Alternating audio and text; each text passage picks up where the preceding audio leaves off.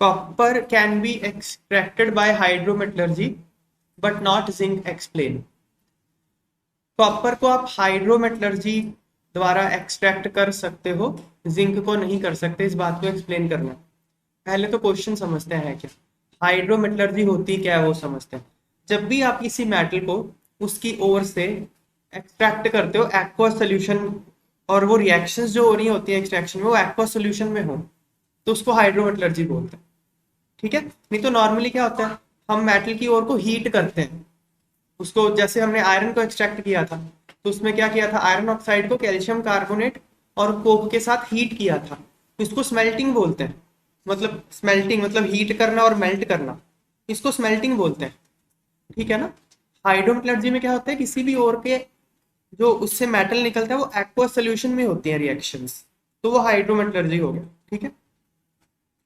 Hydrometallurgy is a process of extraction of metal by converting their ores into aqueous solution of metal compound। ठीक है ना। ओर को aqueous solution में convert कर लेते हैं, फिर वहां से मेटल को एक्सट्रैक्ट करते हैं और फिर सुटेबल रिड्यूसिंग एजेंट के साथ उसको रिड्यूस कर लेते हैं। ठीक है ना। aqueous solution में रिडक्शन वगैरह करके सारी रिएक्शंस aqueous solution में होती हैं, दैट्स इट। वो हाइड्रोमेटलर्जी है।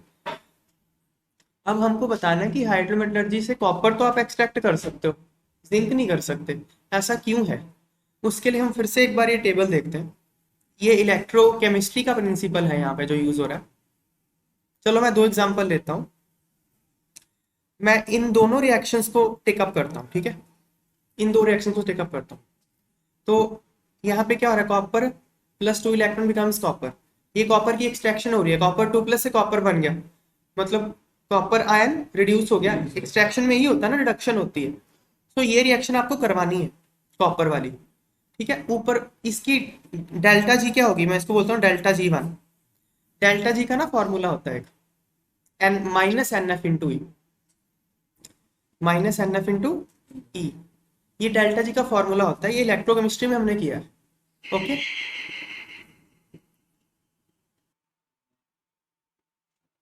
ये फॉर्मूला इलेक्ट्रोकेमिस्ट्री से आता है। Delta G equal to minus N F into E. N है number of electrons exchanged, F है फैराडेज कांस्टेंट, एफ 96500 कांस्टेंट है ना, 96500 कूलम। ई है इसका पोटेंशियल। अब इसका ये ई का वैल्यू दिया हुआ है। ठीक है ना। तो इसमें डेल्टा G1 क्या हो जाएगा, माइनस एन, एन की वैल्यू यहाँ 2 है, चलो एन एफ इंटू ई। ई किसका, चलो इसका जो भी ई है कॉपर 2+ कॉपर, ये हो जाएगा ना। Yes sir. ओके। अब मैं इस रिएक्शन को देख रहा हूँ। ओके। इस रिएक्शन का डेल्टा जी क्या होगा, डेल्टा G2 बोल देता हूँ मैं इसको, minus N F into E M G plus 2+ M M G, ये होगा ना। अब ना एक काम करो, इसको बोल देते हैं रिएक्शन 2, इसको रिएक्शन 1। अब 1 - 2 करते हैं हम लोग। ठीक है। 1 - 2 करते हैं, तो मैं ना -2 यहाँ लिख लेता हूँ। -2 रिएक्शन यहाँ लिख ली मैंने। -2 मतलब इसको रिवर्स करके, मतलब M G gives Mg2 + 2 electron. अब इसका पोटेंशियल पता कितना हो जाएगा, +2.36। ये प्लस हो जाएगा, समझ में आई बात। और इसको, इसका डेल्टा G2 डैश बोल लेते हैं, इसको डेल्टा G2 डैश। ये कितना हो जाएगा, -NF इंटू ई ऑफ, अब Mg2 आएगा, Mg2 Mg2+, ये बात समझ में आ रही है, क्योंकि मैग्नीशियम से मैग्नीशियम 2+ कन्वर्ट हो रहा है इस रिएक्शन का ई। ठीक है। अब इन दोनों को जोड़ेंगे हम, 1 - 2 करेंगे ना, तो मतलब 1 और -2 को जोड़ेंगे तो क्या होगा, ये तो कट गए इलेक्ट्रॉन, तो रिएक्शन क्या आ जाएगी, copper 2+ plus Mg gives copper plus Mg2+। ठीक है ना। इस रिएक्शन का जो डेल्टा जी नेट होगा वो क्या होगा, -NF कॉमन आ जाएगा, इनको जोड़ना पड़ेगा ना। देखो n की वैल्यू दोनों में 2 थी, यहाँ भी 2 थी और यहाँ भी 2 थी। तो अगर नहीं होगी ना 2 तो आपको मल्टीप्लाई करके सेम करने पड़ेंगे इलेक्ट्रॉन्स, ठीक है ना। फिर यहाँ n बदल जाएगा, यहाँ पे सेम आ रहा है, ठीक है ना। तो डेल्टा जी कितना आ जाएगा, माइनस एन एफ कॉमन आ गया इसमें से, हर बार कॉमन आया ऐसा करना पड़ेगा, हर बार कॉमन आना ही पड़ेगा आपको, दोनों एन सेम करने पड़ेंगे ये मल्टीप्लाई करके यहाँ पे इलेक्ट्रॉन से। खैर अभी वो टॉपिक नहीं है, एन एफ कॉमन आ गया। फिर ये दोनों को जोड़ना पड़ेगा, E copper 2 plus slash copper plus E M G slash M G 2 plus, ये आ जाएगा डेल्टा जी नेट। अब देखो अगर आप इन दोनों की वैल्यू देखो, इसकी वैल्यू कितनी है प्लस 0.34, इसकी वैल्यू कितनी है प्लस 2.36, तो इन दोनों को जोड़ेंगे तो पॉजिटिव ही आएगा ना। This plus this is a positive number, N और एफ भी पॉजिटिव होते हैं और यहाँ एक माइनस लगा हुआ है, तो डेल्टा जी नेट क्या हो जाएगा, नेगेटिव हो जाएगा। समझ में आई बात। तो डेल्टा जी नेट अगर नेगेटिव होगा तो रिएक्शन हो जाएगी, स्पॉन्टेनियस होगी। इसका मतलब ये हुआ कि हमने यहाँ पे रिड्यूस किसको किया है, कॉपर 2 प्लस को। कॉपर 2 प्लस को अगर रिड्यूस करना है तो आपको किसी ऐसे मेटल के साथ रिड्यूस करना पड़ेगा जिसका रिडक्शन पोटेंशियल कॉपर 2 प्लस से कम हो। देखो आप ये रिडक्शन, ये जो गिवन है ये क्या है, ये रिडक्शन पोटेंशियल है।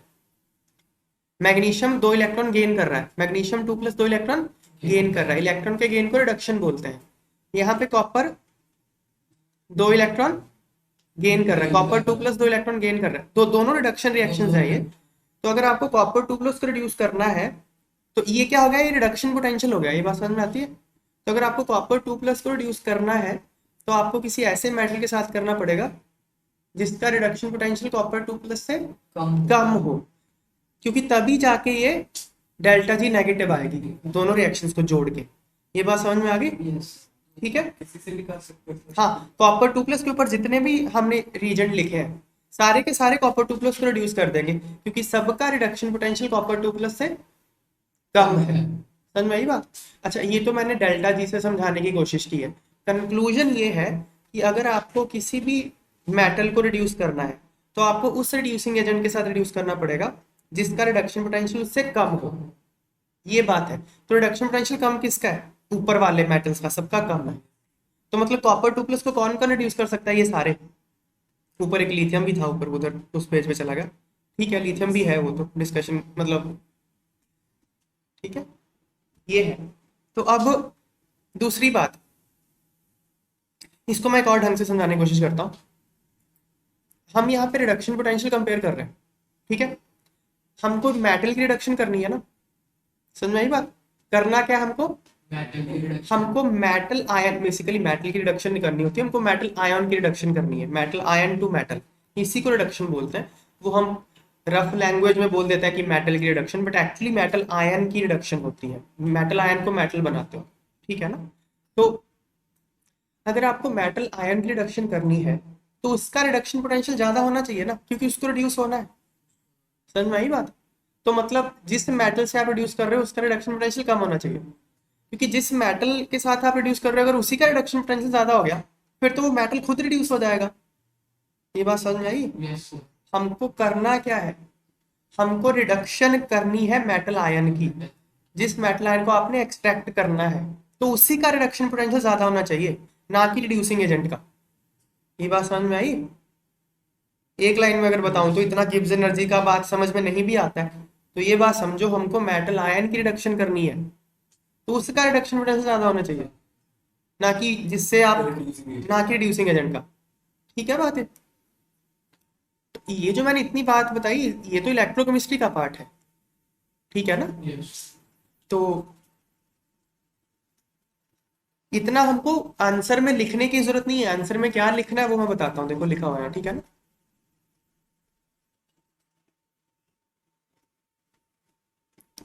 देखो ये ऊपर हमने इलेक्ट्रोकेमिकल सीरीज लिखी हुई है, इसको इलेक्ट्रोकेमिकल सीरीज बोलते हैं। क्या होती है इलेक्ट्रोकेमिकल सीरीज, इसमें हम मेटल आयंस के या एलिमेंट्स के रिडक्शन पोटेंशियल को लिस्ट करते हैं इंक्रीजिंग ऑर्डर में, है ना। रिडक्शन पोटेंशियल को बढ़ते हुए क्रम में लिखा हुआ है, ये इलेक्ट्रोकेमिकल सीरीज बोलते हैं इसको।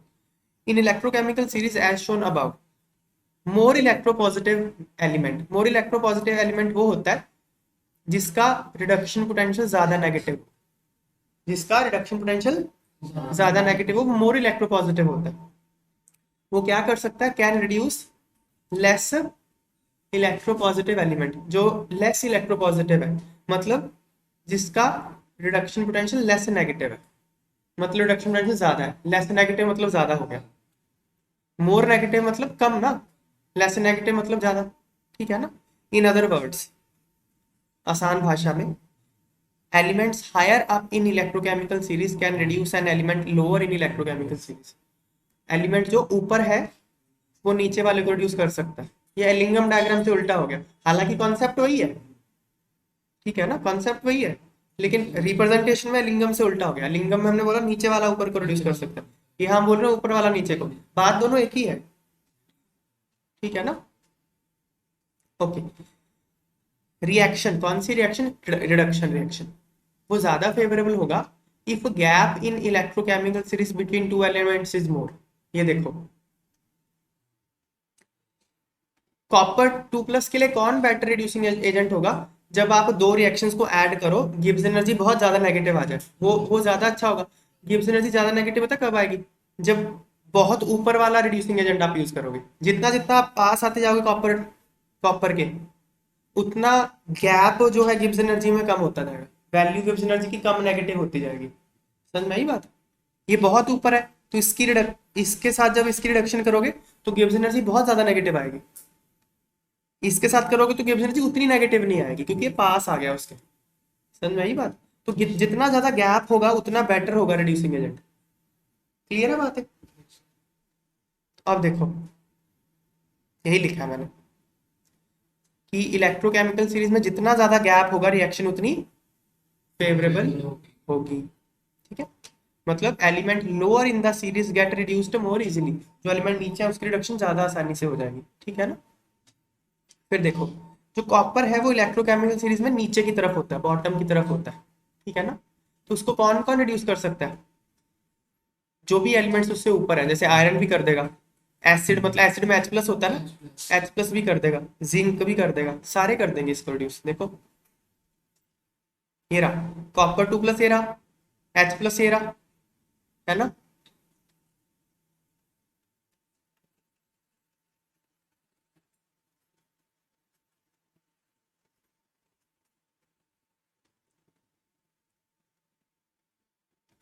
ये देखो आयरन, आयरन कर देगा इसको रिड्यूस, यहाँ पे ना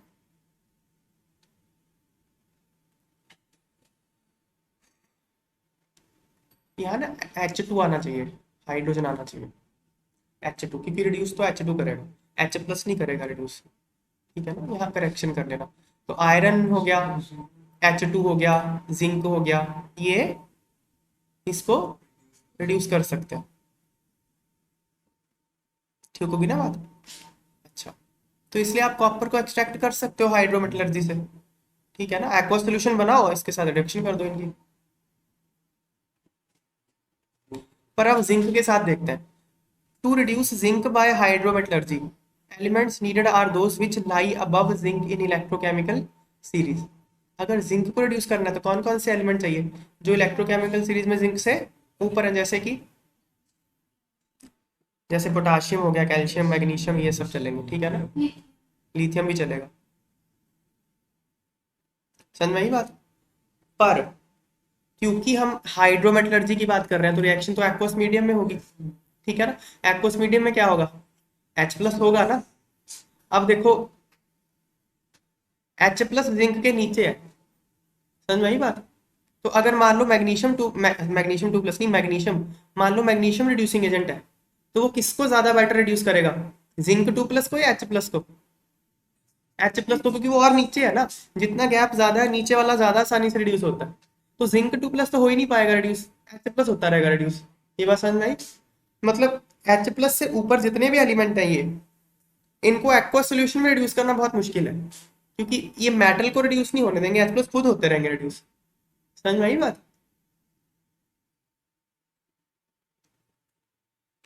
तो H+ जो है वो H2 में रिड्यूस हो जाता है इन प्रेफरेंस कि जिंक 2+ जिंक में हो रिड्यूस, ठीक है ना। इसलिए these metals cannot reduce zinc 2+। कौन से मेटल? ये पोटाशियम, मैग्नीशियम, कैल्शियम, क्योंकि वो H+ को कर देंगे रिड्यूस, एक्वा सोल्यूशन में आप कर रहे हो, ठीक है ना। तो इसलिए हाइड्रोमेटलर्जी से जिंक को एक्सट्रैक्ट नहीं किया जा सकता। समझ में आ गई बात? यस।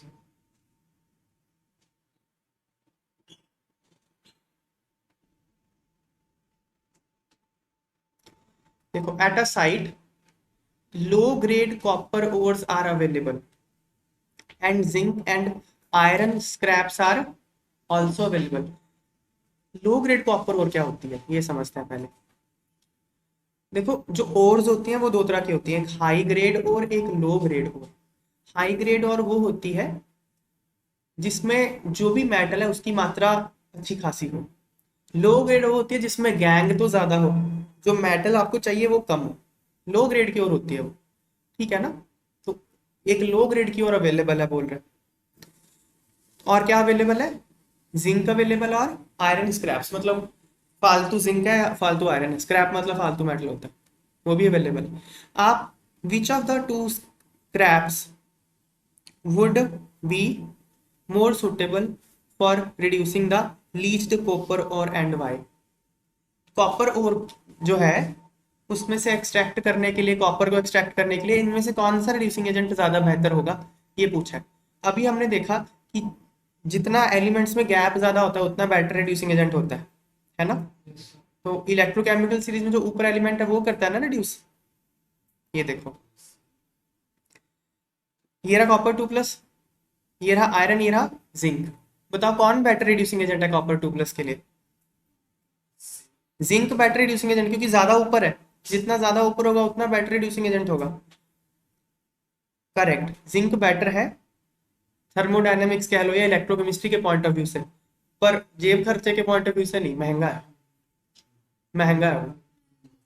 तो फिर आयरन यूज करेंगे, ठीक है समझ में, लोहा सस्ता है वहां पे, तो लोहा करेंगे यूज, ठीक है ना। समझ में आई बात?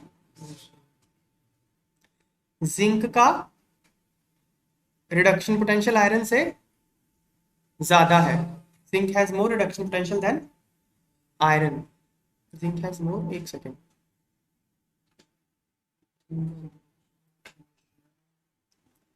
जिंक हैज मोर नेगेटिव लिखना पड़ेगा, करेक्शन कर लो। Zinc has more negative reduction potential.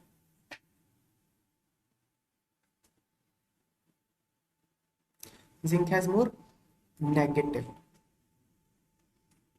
Than iron, ठीक है। Hence zinc is better reducing agent. अभी हमने क्या बोला, रिड्यूसिंग एजेंट कौन बेटर होता है? जिसका रिडक्शन पोटेंशियल कम हो, यही बोला ना अभी हमने। तो जिंक का मोर नेगेटिव मतलब कम है ना आयरन से, इसलिए जिंक बेटर रिड्यूसिंग एजेंट है। पर जिंक क्या है? कॉस्टलियर है लोहे से, महंगे से, इसलिए स्क्रैप आयरन यूज करेंगे, वो इकोनॉमिकल होता है। क्लियर?